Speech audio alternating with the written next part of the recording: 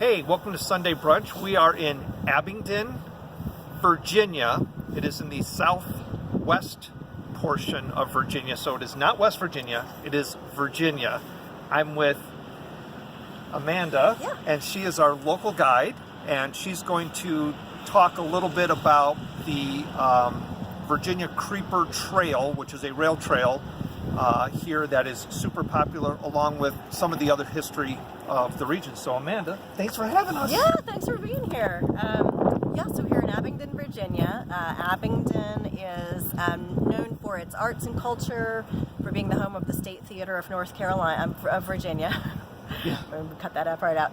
Abingdon is known for being the home of the State Theatre of Virginia, Barter Theatre, as well as the trailhead for the Creeper Trail, which goes 34 miles, starts in Abingdon, goes through Southwest Virginia, and ends at the North Carolina line. I want you to say something about Barter Theatre. Yes. And the name specifically. Yes. So Barter Theatre has one of the coolest origin stories of any theater, I think. It was founded in 1933, the depths of the Great Depression. This was a very rural agricultural area. Some actors came down from New York, led by someone who had grown up here, Robert Porterfield, and they realized this thing. They said, these folks do not have money, but they have food, and it's rotting in the fields. We are going to literally barter theater tickets for food. That's the name. Barter Theatre. It was a barter economy. It went really, really well. So legend has it that first year they made only about $4 in cash, but they collectively, as an acting company, gained about 300 pounds. So they ate really well. Am I talking to the camera? No, she wants me to get I was just having him move closer because I'm worried that the wind might be easier to frame too. Gotcha. And this Okay. is all good. Yeah. We're really casual like this. I'll talk. Fabulous. You know, We cut out all the we don't goofy cut. stuff. We just upload it as Everybody is. knows. One shot. One shot. That's part of his thing. We might have. That's part maybe of we the authenticity of Maybe we the should have whole told you show, that too. ahead of time. You should have told me that. Yeah, so you're like, oh, you'll cut that out. It's like, no, No, we're not. no, One no, shot. One shot. Fabulous. And that's It's what we the love. real deal. Yeah, we want the authentic. Yeah. Well, so anyway, Abingdon is known for arts and culture. We've got a great culinary scene. The whole town is very historic. People really talk a lot about our beautiful historic downtown, all the brick sidewalks, and of course the Creeper Trail. The town was founded in 1778. It was a frontier town at that time. It was on the Great Road. A lot of folks coming through on their way through the Cumberland Gap. So we've got architecture. The oldest building in town is 1779, and that's the Tavern, which is now one of our most famous restaurants. Yeah, everything starts with booze. What? Booze and food. That's right. So we're standing in front of, we like to call this, our affectionate nickname is the Molly. It's a Class M steam engine. And it is the type of engine that would have operated on the Virginia Creeper Trail when it was a working railroad line. It's a narrow gauge track, and the name, the Creeper, which sometimes makes people laugh, that nickname came from its time as a railroad line. It's a very steep grade, a 5% grade in some places, and the engine would slowly creep up the mountainside, and so the locals along the trail would call it the Creeper. The Virginia Creeper is also a native vine that grows along the trail. It's got beautiful red foliage in the fall. So it does have some, kind of an homage to that as well. But now it is, of course, the Virginia Creeper Trail. And it was over 30 years old. It was one of the earliest rail trail conversions, and it's a success story. We get calls from all across the country of people looking to this as a model for economic development, because it does draw. It's really hard to estimate because, of course, it's a free trail, open year-round. Certainly over 100,000 is the conservative number. It's probably closer to 200,000 people per year come to visit the trail. It's walking, it's biking, it's horseback riding. The only thing that's not allowed is motorized vehicles. So horses too. That's amazing. Yes, we have horses. Yep. Nice. And there's kind of a precedent, so the rule is that horses must give way to bikes and bikes must give way to pedestrians. Okay, so that's the safety. Yeah, the biggest is responsible. This is the trail head. This is the entrance to the Virginia Creeper Trail. This is trestle number 1. There are 47 wooden trestles across along the trail. They're the original railroad trestles that have been converted for bike and pedestrian use.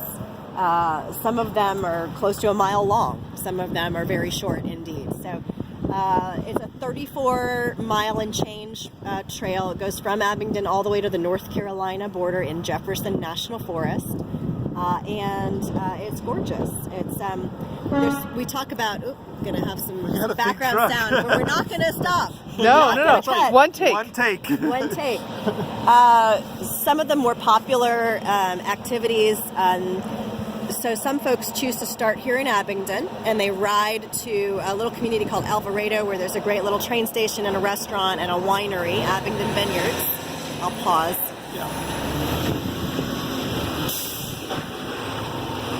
And so then if you start here, you can get the shuttle and be taken back to Abingdon. Another really popular adventure is to start in the National Forest and ride downhill about 17 miles, ending in Damascus. Yeah. Which is what we're doing tomorrow. Yes. So the trail is shaped roughly like this. Yes. It is a 5% grade. On And the so upper this portion. is the end, because we're at the beginning here, 34 miles. Yes. And there's a little dip in the middle, but there's a lot of outfitters in the middle where you can catch a ride and they will just take you to the top of the hill, and that makes it very accessible for people who normally don't ride bikes or normally don't hike that far. It's easy to go downhill, not so easy to go uphill. I'm sure there are cyclists like myself. I would be interested in starting here, riding all the way to the top of the other end and coming back down. We have people do it. He just retired, but one of our local legends is Lawrence Dye. He is now in, I think, 87, but when he retired in his 60s, he took up bike riding for the first time. And he started doing the whole trail up and back twice a week at least. And he became a sort of local trail ambassador. We also have a great event every September. It is a ultra marathon. It's 100 miles. It's an organization out of Atlanta that comes up to do it every year. They start at the top. They run 34 miles down, 34 miles back up, 34 miles back down, and end in Abingdon. And they do that over a 48-hour period. You have to finish within 48 hours, or maybe 36, in order to get your, medallion at the end. Here comes a runner now on the trail. Yeah. On the That's other hand, amazing. it is. I know. It's great activities for those of us who are maybe not in the best of shape, but also for the ultra marathoners. We also have a lot of people who just use it as an urban pathway, a recreation trail. Just to get their steps in. You'll see it when the weather is warmer. You'll see a lot of families with strollers and people Let's walking their walk dogs. up actually onto the trestle.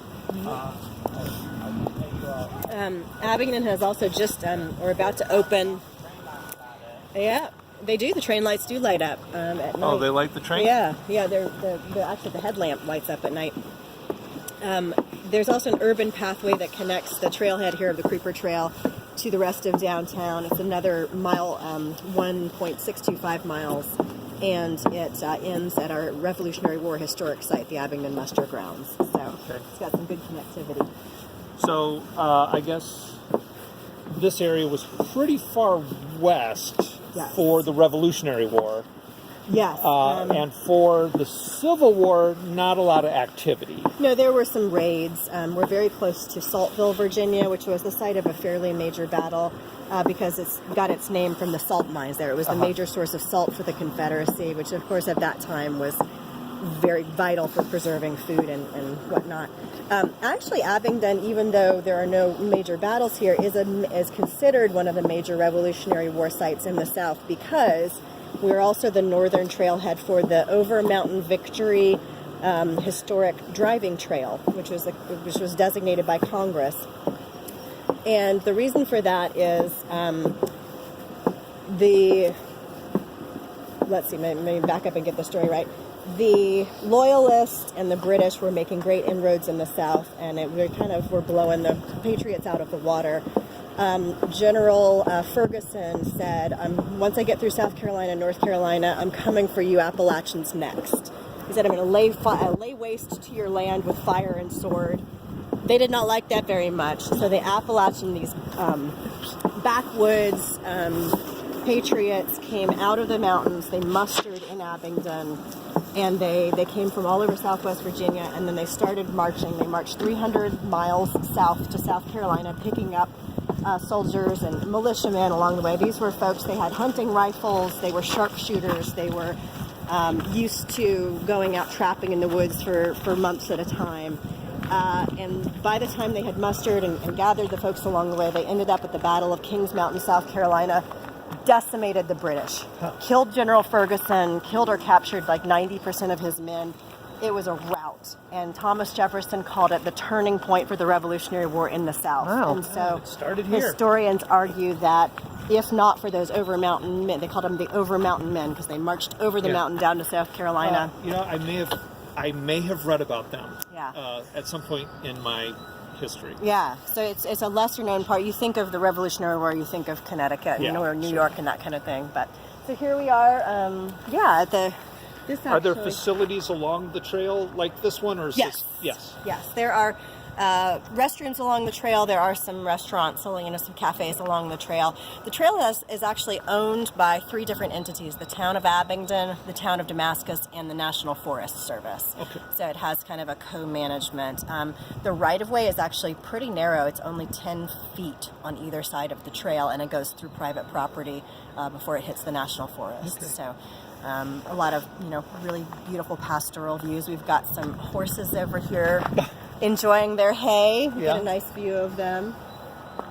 So this is, I think, pretty awesome. We will be riding it tomorrow. We are going to do the easy way. We're going to get a ride to the top and No shame in that. pedal down. But I'm riding with my family, Yes. so I'm all for Exactly. that. And if I was here with my hardcore riding friends, we would start here and we'd Go up do and the make whole a whole thing. day Yeah. of it. Yeah, it's really great. It's accessible for all ages. All right. Hey, thanks. You're welcome. And I'm super excited to ride this tomorrow, and we'll see you all soon next time. Thanks.